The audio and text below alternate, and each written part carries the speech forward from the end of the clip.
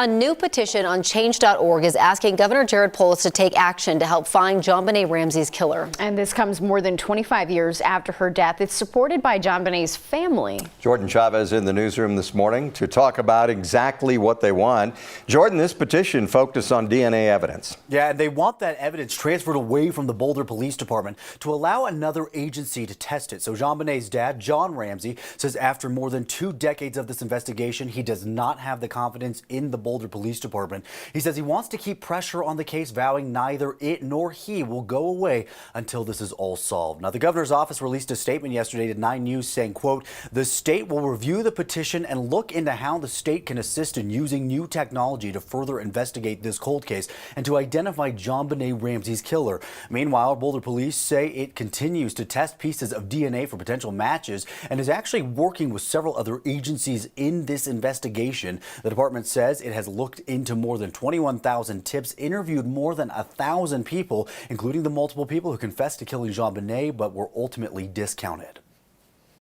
Somehow we've got to force the police or take it away from them the ability to go ahead and test some of the crime scene evidence that was never tested for DNA. And why that's never been done and won't be done by the police, it baffles me. The chief of the Boulder Police Department says every time the DNA technology has changed, the department has worked to make sure that that evidence could be tested. She says they work with the state and federal partners to make sure that all the DNA evidence can be compared for those potential matches. Corey.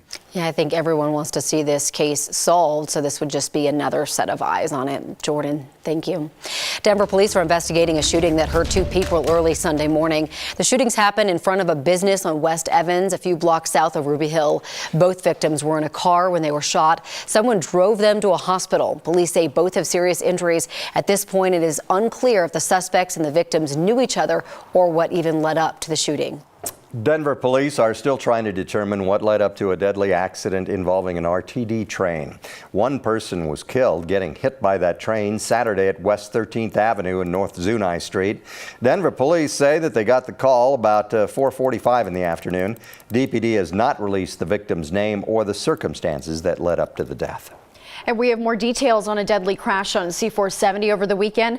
On Saturday afternoon, a Dodge pickup truck in the express lane drove into the median near Lucent Boulevard. The truck hit a concrete barrier, flipped over end over end. The State Patrol tells us the driver, a 34-year-old man from Littleton, died in the crash. A 5-year-old boy in the truck also died.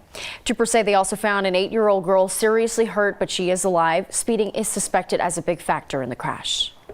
House Speaker Nancy Pelosi met with Ukrainian President Volodymyr Zelensky in an unannounced visit to Ukraine. She was part of a delegation of U.S. lawmakers to make the trip, including Colorado Democratic Congressman Jason Crow.